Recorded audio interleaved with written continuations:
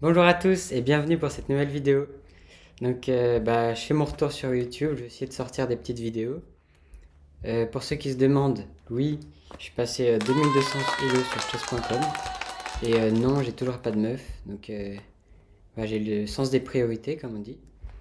Et donc aujourd'hui, petite vidéo sur les principes de la stratégie. Alors la stratégie, qu'est-ce que c'est? En gros, pour faire simple, on va dire, c'est les éléments qui vous permettent de prendre l'avantage dans la partie sans avoir plus de matériel. Ok, on va voir 4 points de stratégie.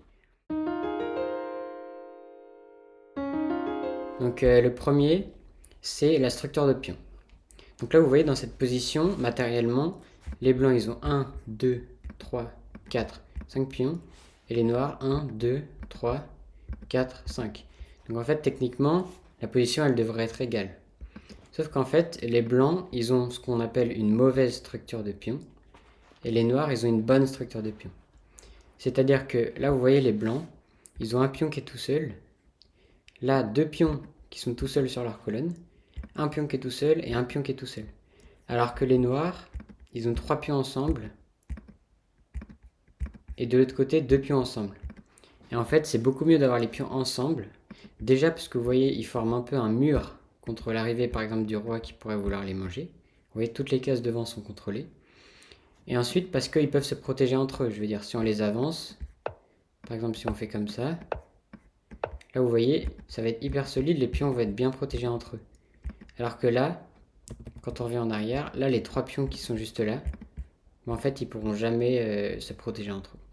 Bon, donc dans cette position, qui est là pour illustrer, les noirs sont gagnants. S'ils jouent bien, ils vont gagner parce que les pions des blancs sont justement trop faibles. Maintenant, peut-être vous vous dites, ok, mais c'est bien d'arriver dans cette position, mais du coup, je sais pas vraiment comment arriver dans cette position. Et bien ça, c'est pas vraiment à vous de le prévoir, mais il faut être vigilant dans la partie. Par exemple, vous pouvez faire exprès de faire des choses pour que la structure de l'adversaire, elle s'abîme. Par exemple, dans cette position, qui est normalement égale, je rappelle, parce qu'il y a le même nombre de pièces, deux fous contre deux cavaliers. Donc un fou, ça vaut à peu près un cavalier, donc c'est égal. Et il y a 6 pions de chaque côté. Mais là, vous pouvez vous dire, ah mais je vais faire exprès de dégrader la structure des pions. En faisant du coup fou prend cavalier. Les noirs doivent reprendre. Et encore fou prend cavalier. Et les noirs doivent reprendre. Donc là, on se retrouve dans cette position où les noirs ont des pions isolés, c'est-à-dire des pions tout seuls, et des pions doublés. Donc ça, c'est vraiment le pire, c'est des pions qui sont tout seuls sur la même colonne. Donc là, en fait, vous avez juste à ramener votre roi tranquillement et aller bouffer les pions. Et en fait, ça va être trop dur pour les noirs de tout protéger. Alors que pour les blancs, les pions sont bien soudés entre eux, donc là, ça va être beaucoup plus facile. Ok, donc premier truc à retenir, essayez de vous avoir une bonne structure de pions avec des pions bien reliés entre eux et de faire en sorte que l'adversaire ait une mauvaise structure de pions. Le deuxième principe de la stratégie, c'est la sécurité du roi. C'est-à-dire que vous devez faire attention à ce que votre roi soit toujours safe. Et donc vous devez guetter le moment où vous pouvez peut-être fragiliser le roi de l'adversaire. Donc par exemple, dans cette position, peut-être que les noirs se disent « Ah bah je vais faire petit roc pour mettre le roi à l'abri. » Mais en fait, vous voyez, toutes les pièces des noirs, elles sont vraiment loin du roi. Et là, c'est un signe qu'il y a peut-être quelque chose à faire. Et donc, il faut bien calculer. Mais dans cette position, il y a effectivement quelque chose à faire. On peut faire fou prend h7. Donc là, en fait, on donne la pièce. Donc, on perd du matériel, mais en échange, on obtient quoi? On obtient un roi qui est très très faible, avec toutes les pièces qui sont trop loin pour l'aider, vous voyez. Et donc là, la suite, c'est cavalier ici, échec. Et s'il se réfugie, vous voyez, on amène la dame. On menace de faire mat en ici. Et en gros, les noirs sont vraiment foutus, on va gagner plein de matériel. Ils sont pas mat tout de suite, en tout cas, vous allez gagner du matériel. Donc voilà, guettez toujours les moments pour attaquer le roi adverse. Et encore une fois, si vous ne savez pas quoi faire, vous pouvez regarder si votre roi est bien safe et essayer de faire des coups pour le consolider s'il ne l'est pas. Ensuite, troisième idée, quand vous ne savez pas quoi faire aux échecs, regardez toujours quelle est votre pièce la moins placée, la moins bien placée. Ok? Et donc s'il y en a une, essayez de la replacer bien. Par exemple, ici, est-ce que vous savez quelle est la pièce la moins bien placée des blancs? Alors on compte pas les tours parce que là on est encore au début du jeu, donc c'est normal que les tours soient pas hyper utiles. Mais je vous parle parmi les fous et les cavaliers, quelle est la pièce la moins bien placée? Alors la pièce la moins bien placée, c'est ce cavalier là. Pourquoi? Parce qu'en fait là ce fou, en fait si on regarde toutes les pièces, ce fou il est très utile. Là sur la diagonale il prend plein de cases qui sont importantes pour les noirs. Là ce fou qui est un peu bloqué, il l'empêche de venir ici pour l'instant. Donc voilà, donc ce fou est très utile. Le cavalier, vous voyez, il menace d'aller sur une très bonne case ici. Et même ici on pourrait direct le mettre sur la bonne case. Ce fou un petit peu mitigé, mais il est quand même sur une belle diagonale. Et en plus, il participe à sécuriser un petit peu le roi. Donc ce fou, en fait, il est pas mal ici. En fait, il n'y a pas d'autres cases où il serait vraiment mieux placé. Donc ouais, la pièce la moins bien placée, c'est ce cavalier. Pourquoi c'est la pièce la moins bien placée? Déjà parce qu'il est pris dans les pions, vous voyez. Partout où il va, il y a des pions noirs. Enfin, partout où il pourrait aller, il y a des pions noirs. Donc en fait, il est un peu sur une mauvaise case. Et deuxième raison pour laquelle il n'est pas bien placé, en fait, dans ce genre de position, on aime bien avoir ce pion qui avance d'une case pour consolider ce pion. Ou alors il peut même avancer de 2 cases si on se prépare pour attaquer le centre. Donc là, ce cavalier, il n'est pas très bien placé parce qu'il bloque le pion. Donc ici, par exemple, une idée de coup que vous pouvez avoir, si vous n'avez pas forcément d'idée, c'est de replacer votre cavalier, par exemple en allant ici. Comme ça, le pion, il pourrait être libéré, et le cavalier, il pourra aller peut-être sur une meilleure case, par exemple ici, je sais pas. Vous verrez. Voilà. Et un autre coup, ça pourrait être justement, par exemple, de mettre le cavalier là, justement pour améliorer vos pièces.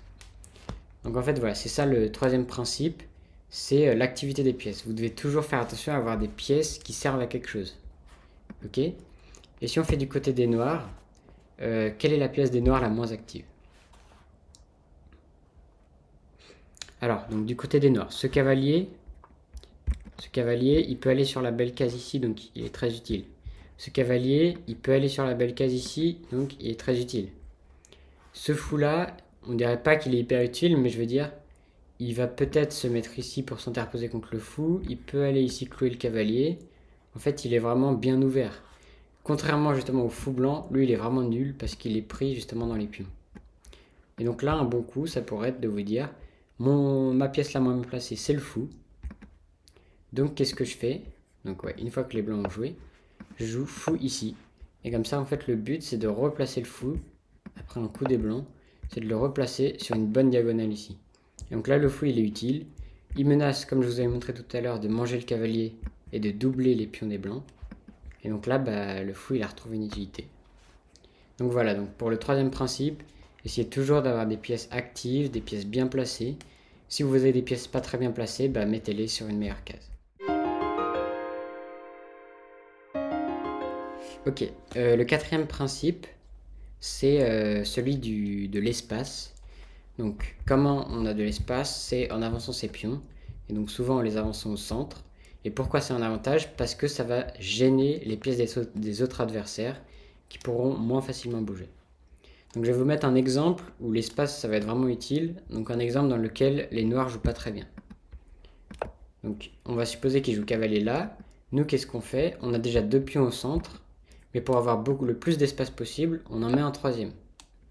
Ok, on n'a pas peur d'être mangé parce que si on remange, vous voyez qu'on aura 2 pions au centre qui contrôlent une case importante, alors que les noirs, ils en auront 0. Mais bon, le meilleur coup, c'est quand même de prendre le pion.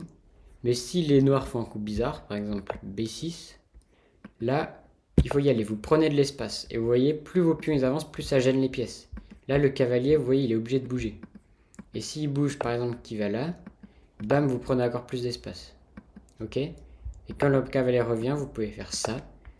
Et là, même si matériellement c'est égal, là vos 2 pions, ils empêchent totalement de jouer ce fou. Donc, et si le fou peut pas sortir, le roi pourra pas roquer. Et en fait, ça va gêner les noirs. Et là, vous allez pouvoir avoir très facilement l'avantage. Par exemple, voilà, s'ils font ça et pour essayer de se développer, vous pouvez déjà sortir le cavalier. Vous pouvez mettre votre cavalier là, essayer d'aller sur la belle case ici pour faire une fourchette. Et là, votre jeu, ça va être hyper facile. Donc voilà, vous avez les 4 principes. Je vous les redis une fois si vous voulez. Structure de pion, sécurité du roi, activité des pièces et espace. Donc bien sûr, c'est souvent plus important d'avoir du matériel. Donc si vous pouvez gagner une pièce, allez-y. Mais vous voyez que des fois le matériel, c'est même pas si important, hein. Par exemple, dans la position là où on a sacrifié le fou, bah, au final on a un fou de moins, mais on est quand même totalement gagnant. Donc voilà, donc des fois vous pouvez sacrifier du matériel pour vraiment dominer l'adversaire. Et voilà, et donc si vous faites attention dans ces parties, à chaque coup de vérifier, de faire un coup qui respecte un de ces principes, bah, vous allez tout de suite avoir des positions agréables à jouer. Et même si vous n'allez pas forcément gagner tout de suite du matériel, bah, il y a plus de chances que vous gagnez la partie parce que bah, vous aurez une position plus facile à jouer.